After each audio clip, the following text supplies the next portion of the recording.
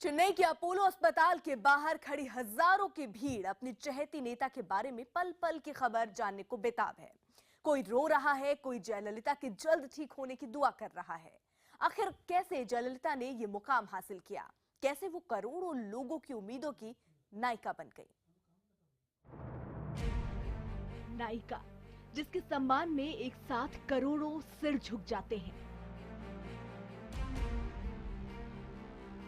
नायिका जिससे जुड़ी हर खबर भावनाओं का ज्वार लाती है।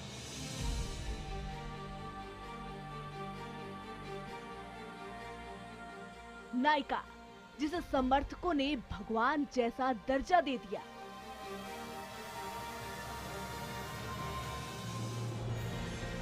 इस नायिका को दुनिया जयललिता जयराम के नाम से जानती है, लेकिन करोड़ों लोगों के लिए वो अम्मा है। अम्मा यानी माँ। और माँ के साथ रिश्ता चुनावी मौसम देखकर नहीं बदलता। माँ सिर्फ 5 साल के लिए नहीं होती, और यही वजह है कि अम्मा ने एक बार जिसके दिल में जगह बना ली, वो वहाँ मौजूद रही, फिर चाहे वो सत्ता में रहे या ना रहे।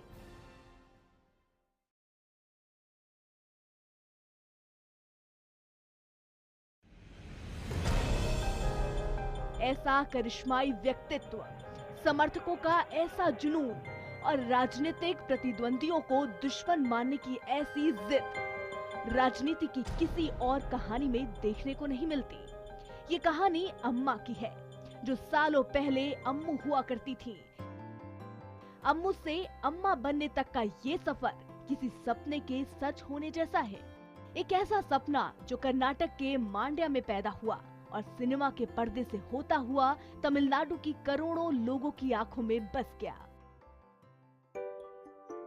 24 फरवरी 1948 को जन्मी जयललिता को बचपन में अम्मू के नाम से जाना जाता था।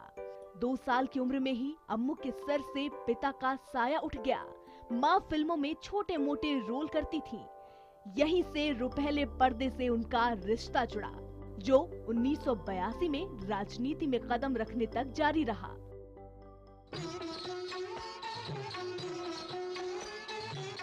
जयललिता ने बाल कलाकार के तौर पर अपने फिल्म करियर की शुरुआत की थी।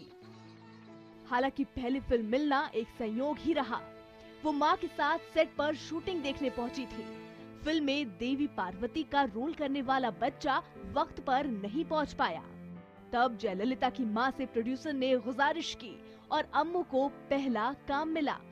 उस वक्त कौन जानता था कि अम्मू का फिल्म में काम करना कोई संयोग नहीं, बल्कि पहले से लिखी हुई तकदीर की इबारत है।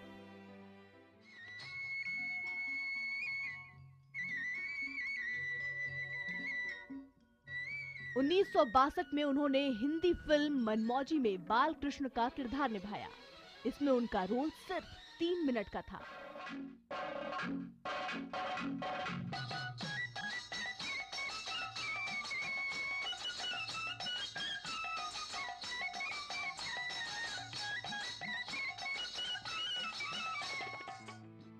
इसके बाद कुछ सालों तक उनका फिल्मी सफर उतार चढ़ाव भरा रहा, लेकिन 1965 में तमिल फिल्मों के सुपरस्टार एमजी रामचंद्रन के साथ पहली फिल्म आने के बाद उन्होंने कभी पीछे मुड़कर नहीं देखा। एमजीआर के साथ उन्होंने एक के बाद एक 28 फिल्में की और सभी सुपरहिट रहीं। एमजीआर उस वक्त के रेनिंग फिल्मी देवता थे, एकदम गॉड। और ये चूंकि बहुत ही टैलेंटेड एक्ट्रेस थी और बहुत पसंद की जाती थी, तो इसलिए उन्होंने इनको अपने साथ लिया। और उसका नतीजा ये हुआ कि उनकी जो एज बढ़ जाने के बाद भी उनकी फिल्मों का जो अट्रैक्शन था वो बना रहा। सर पर लंबा टोप लेके आएगा। 1968 में उन्होंने धर्मेंद्र के साथ हिंदी फिल्म इज्जत में काम किया।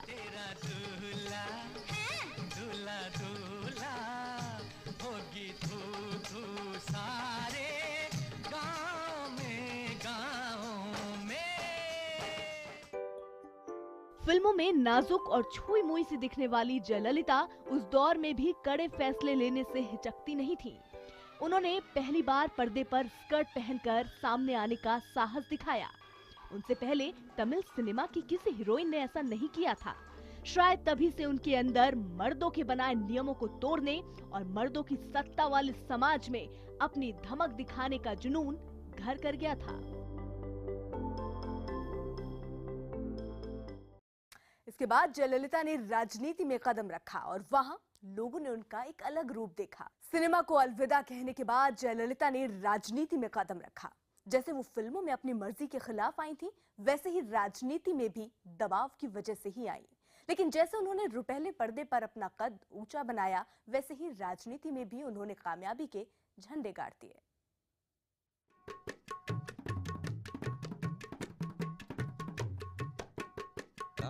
Da da da dinna da da da da dinna da।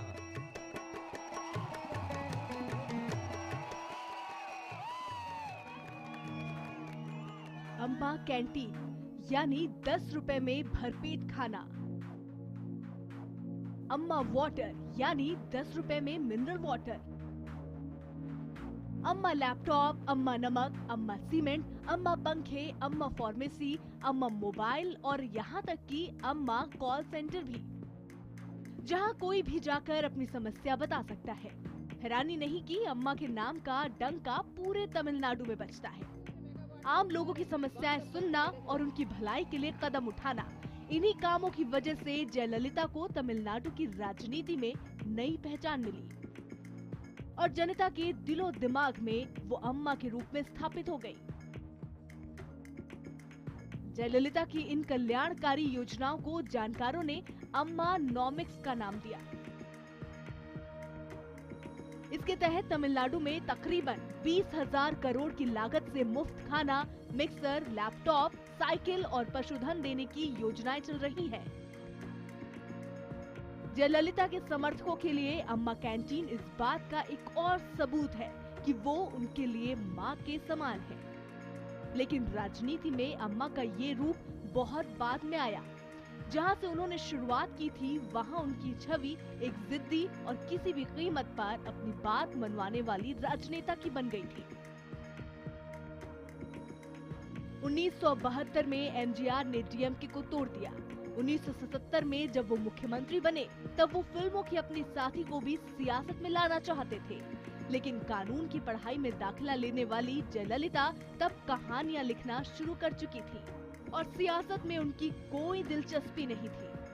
I would have very much liked to be a lawyer, or I would have been a very good academician. He literally compelled me to join politics to help him. He persuaded me. I don't enjoy politics. I'm doing my duty. लेकिन 1982 में बतौर propaganda सचिव Jayalalithaa AIADMK में शामिल हो गई। राजनीति में कदम रखते ही एमजीआर की विश्वास पात्र के रूप में पार्टी में उनकी जगह इतनी मजबूत हो गई कि पार्टी के कई कार्यकर्ता उनसे जलने लगे।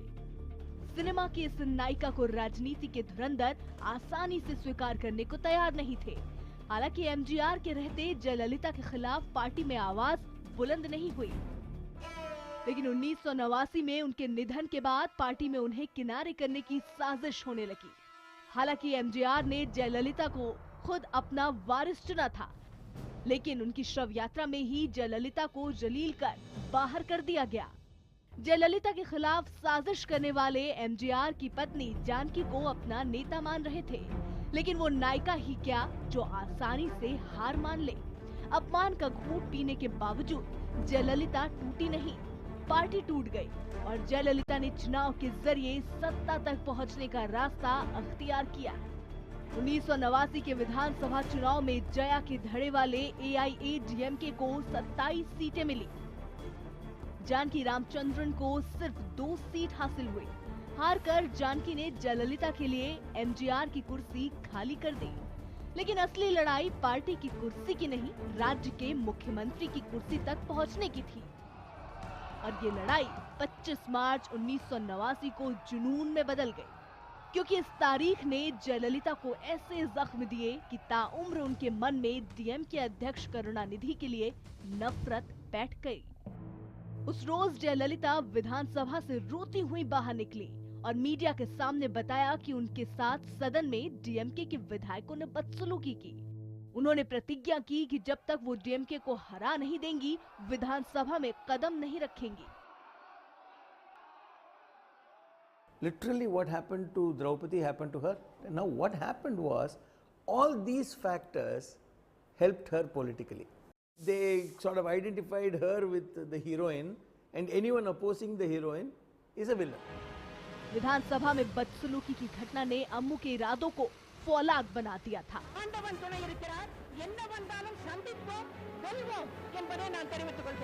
ये घटना सिर्फ जयललिता की जिंदगी का टर्निंग पॉइंट नहीं है, बल्कि इसने तमिलनाडु की राजनीति को भी हमेशा के लिए बदल दिया। आने वाले कई साल तक राज्य की राजनीति में इसी घटना की छाप दिखती रही। कभी करुणानिधि को घर से घसीटकर निकाला गया, तो कभी जयललिता को जेल में डाला गया। नायिका को जब भी मौका मिला, वो इंतकाम लेने से नहीं चूकी। किसी फिल्मी नायिका की तरह जयललिता की राजनीतिक जिंदगी में भी कई उतार चढ़ाव आए। हम बात कर रहे हैं कि कैसे जयललिता ने अम्मू से अम्मा बनने तक का सफर तय किया। आखिर उन्होंने ऐसा क्या किया कि वो करोड़ों लोगों के लिए मां जैसी हो गई।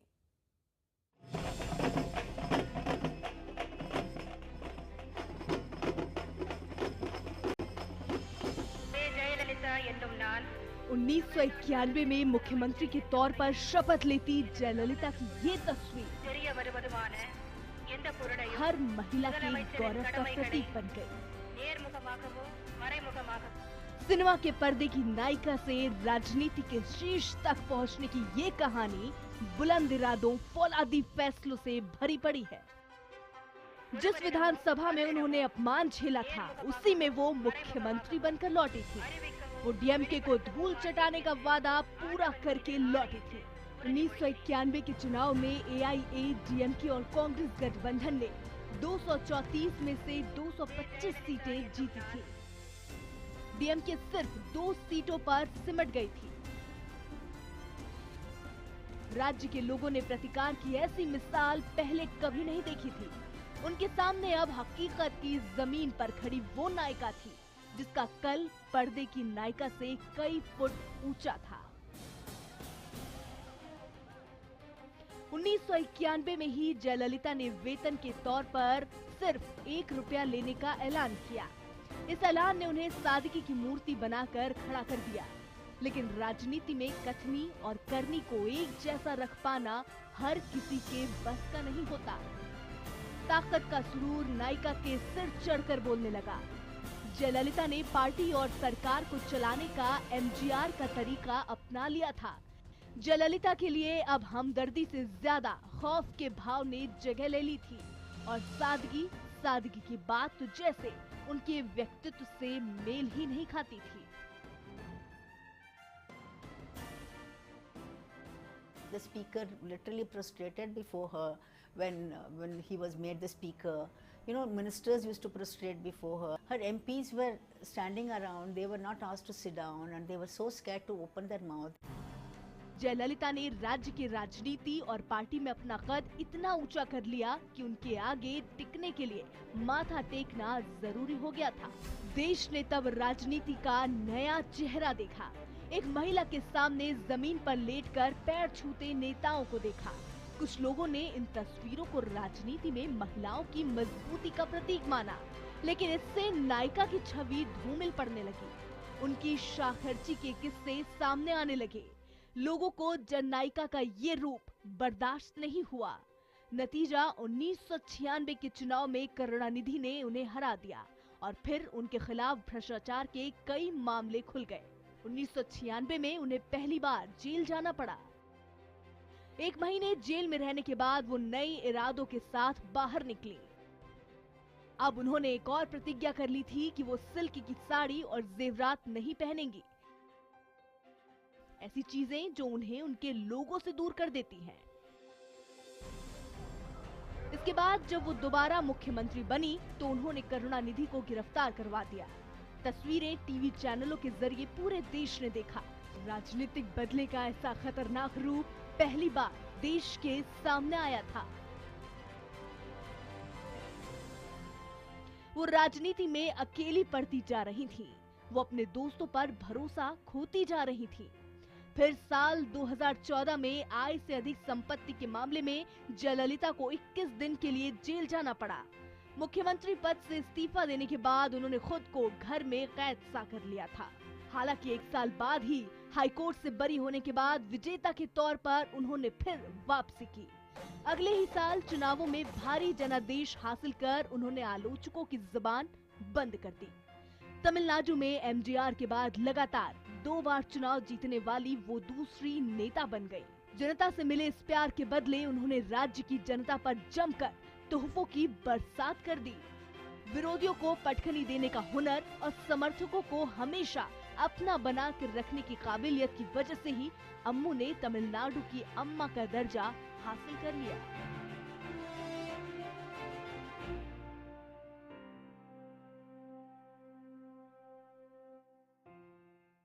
स्पेशल रिपोर्ट में आज इतना ही।